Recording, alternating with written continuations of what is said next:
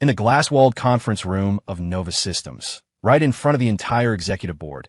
I slammed a stack of photos and financial documents onto the mahogany table. The photos showed the CEO's boy toy, her junior from college, holding our core data while meeting secretly with our biggest competitor. The documents detailed exactly how he had been siphoning funds from the company accounts, line by line. The room erupted in gasps. The only person who remained silent was my fiancée, the CEO. Her face went pale as she looked at me, her voice trembling. He just made a mistake in the heat of the moment. Don't blow this out of proportion, Caleb. Blow this out of proportion? I let a bitter laugh. So, the blood, sweat, and tears I had poured into this company for 3 years were just out of proportion in her eyes. I walked up to her and pulled the engagement ring off my finger. Ms. Sterling, I said, my voice cold. Starting today, you can take your time teaching your confused little protege. I'm done. We are finished. Thud. I dropped the thick stack of files into the center of the conference table. The heavy sound instantly silenced the room. The photos scattered like snowflakes. Each one clearly captured Julian Thorne's innocent, handsome face as he stood outside the rival company's headquarters or exchanged file folders with their CEO in a coffee shop. Caleb, have you lost your mind? Elena Sterling sat at the head of the table, nominally my fiancée, officially the CEO of Nova Systems. Her brows were furrowed tight. There was annoyance in her voice at the interruption, but mostly confusion at my loss of control. The executives looked at each other, their whispers buzzing like flies. I ignored her. Instead, I slid another document, an internal audit report, directly in front of her. Ms. Sterling, you might want to read this. My voice was calm, dead calm. Elena's eyes scanned the report. The more she read, the paler she got. Every cent of the embezzled public funds could be traced directly to Julian's personal accounts. Sports cars, luxury watches, money spent like water. It was Nova Systems money. It was the money I, Caleb Stone, had earned line by code-written line. Julian, Elena's lips moved, as if trying to find an excuse. Just then, the conference room door swung open. Julian Thorne walked in, clutching a stack of files. When he saw the photos scattered across the table, the blood drained from his face. Caleb, Elena.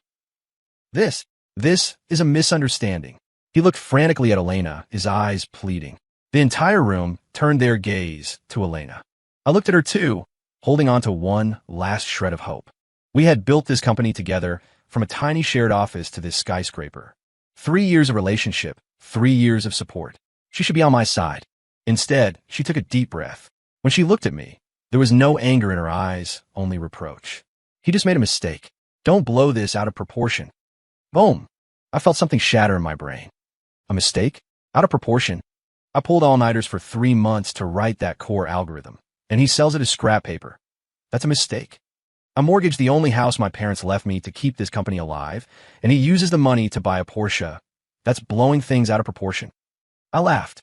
A raspy, broken sound clawed its way out of my throat. It sent a chill through the room.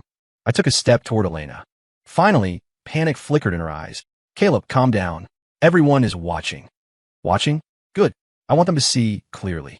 I raised my hand and slowly placed the expensive platinum engagement ring on the table in front of her. The cold metal left my skin, taking the last of my warmth with it. I gave a gentle push.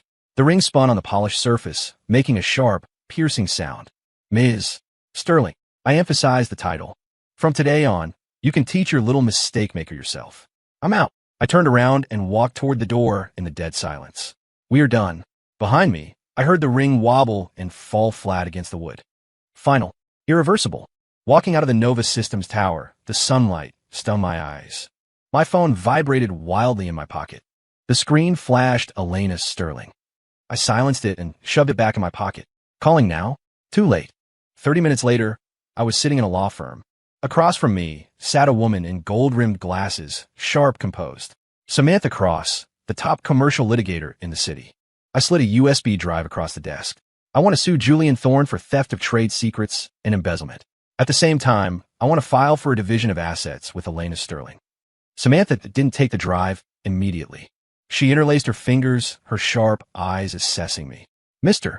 Stone, litigation is a long process, and gathering evidence is complex, especially with trade secrets. Nailing someone to the wall is difficult. She paused. As for the assets, you and Ms. Sterling were only engaged, not legally married. The shares in your name are your premarital property. but the appreciation during your partnership. That could be contested. I shook my head. Samantha, you misunderstand. I didn't come here to fight a drawn-out legal battle. The corner of my mouth hooked into a cold smile. Lawsuits are too slow and far too gentle. Samantha's eyes narrowed slightly behind her lenses, showing a glimmer of interest. Oh, then what is your plan, Mr. Stone? I leaned forward, lowering my voice. Elena sits in the CEO chair because of her father's seed money and connections. But I am the heart and brain of that company. The core technology, the underlying architecture of every system. I built it all. I don't want you to help me file a lawsuit, I said, articulating every word. I want you to draft an acquisition agreement. Samantha blinked. Acquisition? Where will you get the capital? Nova Systems' current market cap is... I don't need much capital. I cut her off. Because very soon, Nova Systems stock will be worthless. I stood up and walked to the floor-to-ceiling window, looking down at the traffic crawling below. I won't destroy my life's work. I'm going to take it back. Every single piece of it. Samantha's phone buzzed. She glanced at the screen, a news alert. The headline read, Nova Systems holds emergency press conference. CEO Elena Sterling claims key technician resigned for personal reasons. Operations normal. She looked up, shock and a hint of excitement in her eyes. Mr. Stone, it seems your war has already begun. I didn't turn back. I just stared at the distant Nova Systems building, watching it like a predator watching dying prey. Operations normal? The show is just getting started. Elena's press conference was live-streamed at 3:00 p.m. She wore a tailored white suit, makeup flawless, speaking confidently to the camera, trying to use professionalism to stabilize investor confidence. Regarding Mr. Stone's resignation, I deeply regret it. But Nova Systems is a mature team. We will not stagnate because of one person's departure. As for the rumors and photos circulating online, they are malicious slander. We have already contacted the police. She dismissed everything as personal reasons and slander. Julian sat in the assistant's row behind her. He looked a bit pale, but he had regained his composure, even flashing an innocent smile at the camera. Act. Keep acting. Let's see how long you can keep it up. I sat in front of my computer, fingers flying across the keyboard. On my screen was the back-end control code for the Nova Systems livestream. Elena thought she controlled the room. She didn't know the real director was me. We will now take questions from the press. A reporter stood up. Ms. Sterling, is this personnel change related to the rumored data leak? How will the company guarantee investor interests? Elena flashed a standard corporate smile. I reiterate, there's been no technical leak. Nova Systems firewall is impregnable, our core data. She never finished her sentence. At the venue, the massive LED screen behind her flickered. The company logo vanished. In its place, high-definition photos of Julian exchanging USB drives with the rival CEO in a cafe appeared. One after another. Close-ups. Wide shots. There was even a side profile of Julian bowing subserviently. The venue exploded. Flashbulbs went off like a strobe light storm. Reporters surged forward. Ms. Sterling, please explain the photos on the screen. Is this your impregnable security? Mr. Thorne, do you have a comment? Security guards rushed the stage, frantically trying to cut the power. But the photos stuck to the screen like parasites for a full 10 seconds. 10 seconds. Enough for thousands of viewers online to see everything clearly. Elena's face went sheet white under the flashing lights. She whipped around, staring at the screen, her body trembling uncontrollably. Julian slumped in his chair, looking like a corpse. I leaned back in my chair, admiring the magnificent chaos on the screen. Then, I picked up my phone and sent an anonymous text to Elena. It was simple, just one sentence. This is just the appetizer. Message sent. I could almost see it. Amidst the chaos of the venue, her phone screen lighting up and the look of utter collapse on her face. The press conference disaster caused Nova Systems stock to plummet 20% before the closing bell. Insidergate became the top headline in the financial news. Elena was scrambling, holding crisis PR meetings overnight. I, however, was in a quiet, dimly lit speakeasy, meeting someone else. Arthur Pendleton, one of the early angel investors in Nova Systems. An old fox who held 8% of the shares but had been pushed out of the core decision-making circle by Elena. Kid, you really blew it up this time, Arthur said, sipping his whiskey. Arthur, I'm not blowing things up, I said, refilling his glass. I'm taking back what belongs to me. Arthur chuckled. The Sterling family has deep pockets and connections. Fighting her is tough. Old fox, still testing me. I didn't waste words. I slid a tablet across the table to him. Arthur, Take a look at this first. Perplexed, he picked it up and opened an encrypted file. Inside were all of Julian's reimbursement records since he joined. Business trips to Bora Bora. Client entertainment at 3 Michelin star restaurants. Project procurement that turned out to be a Patek Philippe watch. Every single item bore Elena's signature. Even better, I had attached screenshots of Julian's social media posts corresponding to the dates. Thanks, Elena, for the watch. Love you. Bora Bora-san is the best. Arthur's face shifted from relaxed to grave. He was a businessman. He didn't care about the romantic gossip. He cared about the massive financial holes and management risks exposed. Using company money to keep her boy toy? Arthur's voice turned cold. Arthur, this is just the tip of the iceberg, I said calmly. If she treats the company's money like this, she'll treat the shareholders' money the same way. Do you think your investment is safe? Arthur fell silent. His fingers tapped rhythmically on the table, eyes shifting. He's calculating, weighing the risk of helping me against the loss of doing nothing. I added fuel to the fire. Elena is desperate right now, but she will never give up Julian, because giving him up admits she has terrible judgment, that she's incompetent. She will try to throw the mud on me and force this scandal down. Arthur, do you want to wait until she hollows out the company and your shares become waste paper? Or do you want to join me now and set things right? Arthur looked up. The hesitation was gone, replaced by mercantile shrewdness. What do you need me to do? I smiled. Simple. At the next board meeting, I want you to impeach her. Outside the speakeasy, the night grew darker. But another storm was brewing for Nova Systems. The emergency board meeting came faster than I expected. The plummeting stock and the catastrophic press conference made the shareholders sit up and take notice. Although I had submitted my resignation, as the second largest shareholder with 30% equity, I still had the right to attend. When I arrived, the atmosphere in the conference room was heavy. Elena sat at the head, dark circles visible under her eyes despite the makeup, trying to project authority. Everyone, regarding the recent stock fluctuations, I am confident that. Confident, Arthur sneered, cutting her off. Ms. Sterling, is your confidence based on letting a thief hollow out the company and then parading him at a press conference to humiliate us? The sentence lit the fuse. Director Pendleton, watch your language. Elena retorted sharply. My language is precise. Arthur slammed a stack of documents onto the table, the exact file I gave him. Embezzlement. Self-dealing. If that's not a thief, what is it? Ms. Sterling, as CEO, you signed off on all of this. Is this negligence? Or are you an accomplice? You're slandering me. Slandering. Arthur looked at the other directors. Gentlemen, pass these around. See how our hard-earned money turned into someone else's sports cars and watches. The directors picked up the files. Sharp inhales filled the room. Elena's face flushed red, then white.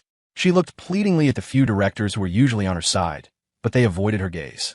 When the wall falls, everyone pushes. In business, there are no friends, only interests. I didn't say a word the entire time. I just watched cold. I watched her transform from a high and mighty queen into a trapped animal under attack. At the end of the meeting, Arthur formally proposed the motion. I moved to suspend Elena Sterling from her duties as CEO and establish a special investigation committee to audit the company's finances. Seconded. Seconded. The voices of agreement rose one after another. Elena swayed, her knuckles turning white as she gripped the table. She had lost, completely and utterly. After the meeting, she rushed up to me, eyes red. Caleb, you did this, didn't you? You gave those files to Arthur. I did. I admitted it openly. What? Her voice trembled, choked with tears. 3 years of us. Why would you be so cruel? Us? That died the moment you told me I was blowing things out of proportion to protect Julian. I looked at her, my eyes void of emotion. Cruel? Elena, this is just the beginning. I walked past her without another word. Behind me, I heard her suppressed sobbing. I didn't look back. My phone buzzed. It was a text from her father, the lofty chairman Richard Sterling. Young man, don't burn your bridges. Leave a way out. Name your price. Now you remember to negotiate? Too bad. You can't afford what I want. I deleted the message. Elena was suspended. The investigation team moved in. She thought this was the end, but it was only step 2. Nova Systems' core product was an enterprise-level intelligent synergy system used by clients nationwide. The underlying code, every line, was written by my hands. Naturally, I left a backdoor that only I knew about. Sitting at home, faced with 3 monitors, data streams cascaded down the screens like waterfalls. I didn't plan a virus. That would be amateur. I simply activated a script I called the redirector. It automatically detected bugs and high-frequency help requests from clients using the system. Then, simultaneously with the client submitting a ticket, it silently forwarded that information and the client's contact details to my private server. By the next day, the Nova Systems customer support department was in chaos. Weird. Why are there so few tickets today? Yeah, did the system stabilize? Impossible. Yesterday, major clients were complaining about data sync lag. They didn't know. Before they ever received the ticket, those frantic clients had already received a call from me. Hello, is this Manager Zhang from Apex Corp? This is Caleb Stone. Regarding your data sync lag, I can fix it for you remotely right now. Caleb Stone? The guy from Nova? Yes, but I'm representing myself now. 5 minutes later, the problem was solved. Manager Zhang was shocked and delighted. Caleb, you're a wizard. Nova's team spent all day on this and couldn't fix it. Thank you. You're welcome. If you have any technical issues in the future, feel free to contact me directly. I hung up, a small smile playing on my lips. 1, 2, 10. Like a ghost. I appeared precisely when each client needed help most. I didn't tear up their contracts. I simply provided irreplaceable technical support when they were desperate. This was more lethal than stealing clients. It was invisibly dismantling Nova Systems' credibility while building my personal brand. A week later, Elena received a call from a major client, the CEO of a manufacturing giant and an old friend of her father. Elena, what is going on with your company? The system crashed. You couldn't fix it. My people found an engineer named Caleb Stone, and he fixed it in 5 minutes. The CEO's tone was furious. Is this Stone guy your employee or not? If he is, why is your official support useless? If he isn't, then our core data is being seen by an outsider. Is Nova Systems trustworthy or not? The question slapped Elena like physical blows. She gripped the phone, her hands ice cold. She finally realized that suspension wasn't the worst part. The worst part was that Caleb was pulling the firewood from under the cauldron, hollowing out the company's foundation inch by inch. Elena paniqued. She could lose the CEO title, but she couldn't lose the clients. That was her last chip. Under immense pressure, she made an incredibly stupid decision. She used her last connections to hire a top-tier cybersecurity firm at a high price, ordering them, at all costs, retake control of the system and lock Caleb Stone out completely. Trying to solve a technical problem with money? Naive. I detected the intrusion immediately. They were good, like trained hounds probing every corner of the system. But they weren't facing a door. They were facing a labyrinth I had designed myself. The core architecture I designed for the system was like an onion, layer upon layer, filled with traps and decoy pathways. Any brute force attempt to crack it would trigger alarms, and every intrusion path and command would be recorded in real time and then forwarded directly to me, unaltered. I even had time to brew a coffee, watching them run in circles inside my maze like I was watching a movie. 2 hours later, the head of the security firm called Elena, sweating profusely. Ms. Sterling, I'm sorry, we can't do it. What do you mean you can't do it? I paid you $3 million. Elena's voice was hysterical. It's not about the money. The man's voice was filled with defeat and a trace of awe. The system's defense. It's alive. It's learning our attack patterns and it feels like it's mocking us. The scariest part is every move we make seems to be monitored. We feel like we're transparent. Ms. Sterling, frankly speaking, the person who designed this is a monster. To get control back from him, unless you hire him back. The call ended. Elena collapsed onto the sofa, the last color draining from her face. She finally understood. Technically speaking, this company hadn't belonged to her for a long time. Caleb Stone was like a god looking down from above, able to revoke everything he had given at any moment. And she, aside from impotent rage, could do nothing. Fear, like a cold vine, wrapped itself around her heart. While Elena sank into despair, someone else was even more desperate. Julian, with the company under investigation and Elena unable to save herself, his sugar mama was about to fall. He was suspended, his accounts frozen, the company car repossessed. From the clouds to the mud in just a few days. He knew once the financial audit was done, prison awaited him. A corner dog will jump the wall. I guess he would take a risk. So, using the identity of a rival CEO, I sent him an encrypted message. The data last time was very useful. I hear you're in trouble. Maybe we can collaborate again. I want the full source code for Nova Systems. Name your price. The bait was cast. Julian bit without hesitation. He was drowning. He would grab any straw. He didn't know that the rival CEO, terrified of being implicated after Insidergate, had already contacted me to clear his name. This collaboration was a play directed entirely by me. The deal was set in a hotel suite. Julian appeared, acting furtive in a hat and mask.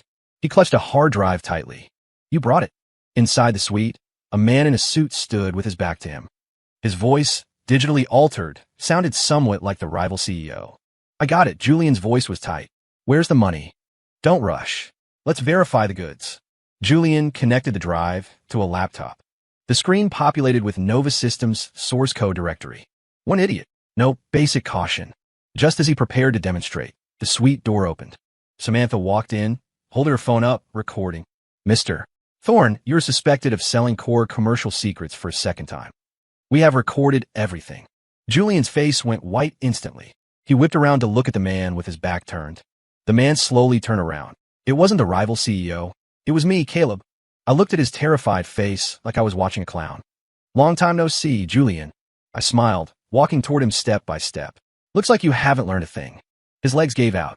He collapsed to the floor, making a choking sound in his throat, unable to form a word. I didn't call the police immediately. That was too easy. I packaged the video of Julian's second betrayal, along with all the evidence of his embezzlement, into a gift bag and sent it to two people.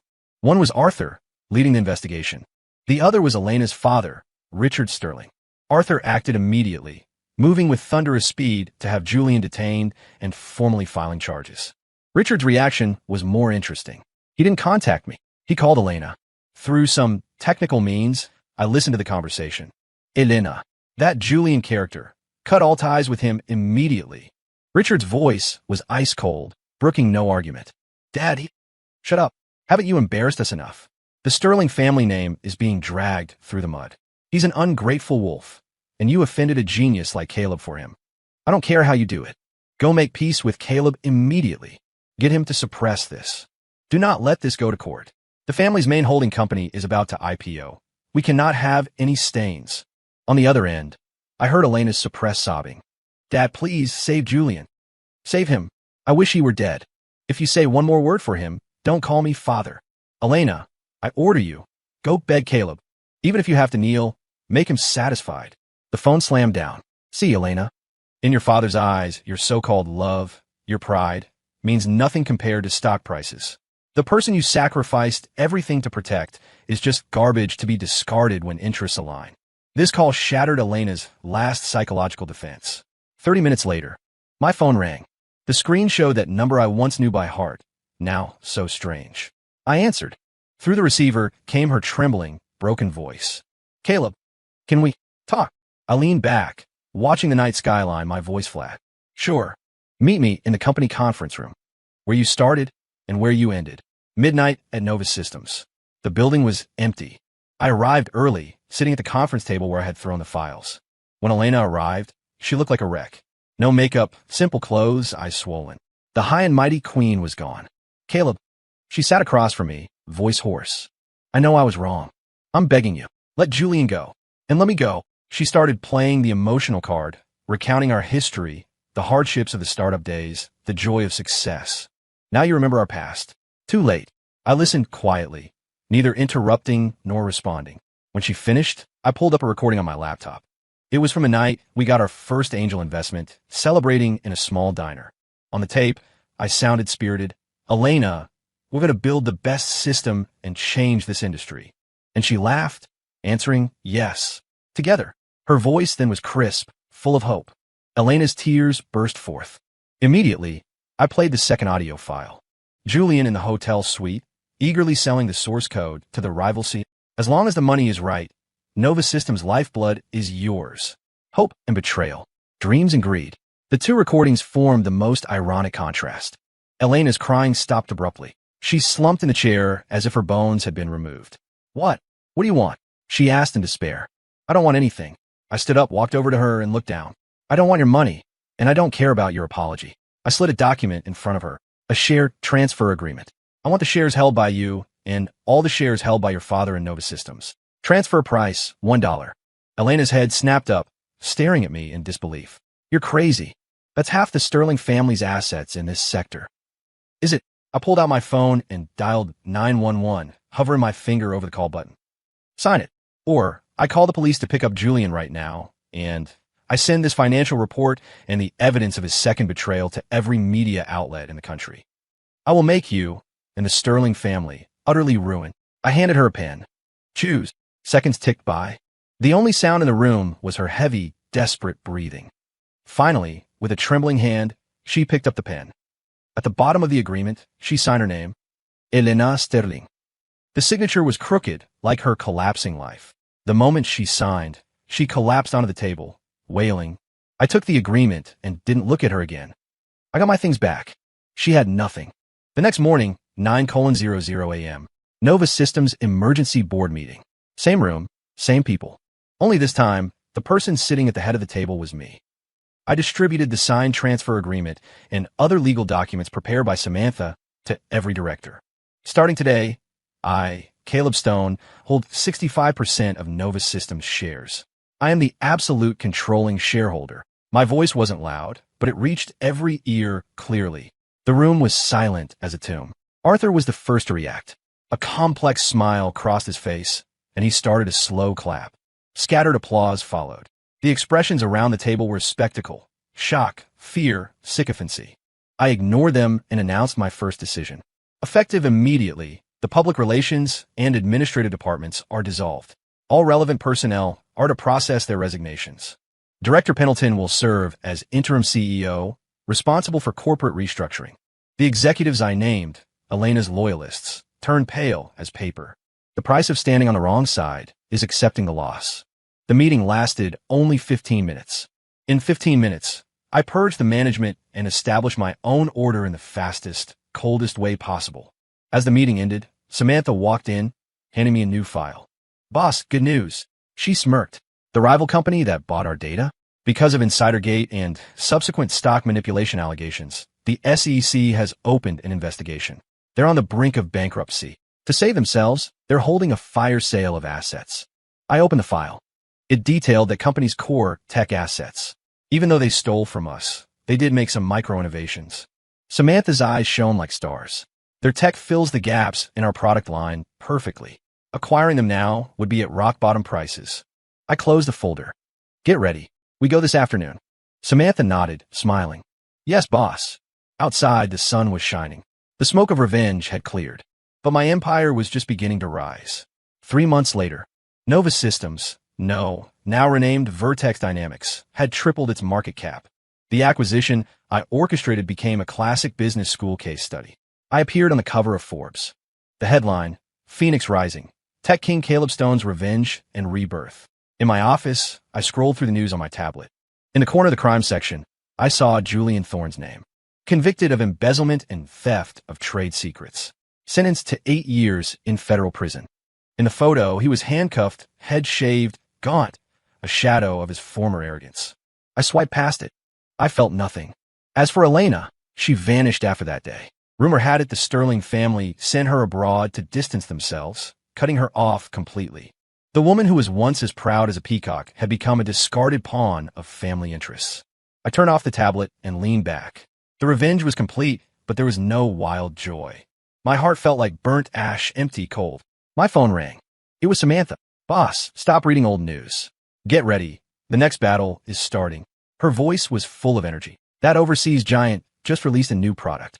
Their tech path is similar to ours, but more aggressive. The market is reacting strongly. We need a counter strategy now. I stood up and walked to the massive floor-to-ceiling window. Below me lay the bustling city, thousands of lights like a galaxy. The fire of revenge had burned away the old me. Rising from the ashes was a new Caleb Stone, colder, stronger. I picked up my suit jacket from the desk, the corner of my mouth hooking up. Not a warm smile, but the cold, confident smile of a hunter. Good, I'm on my way. Story complete.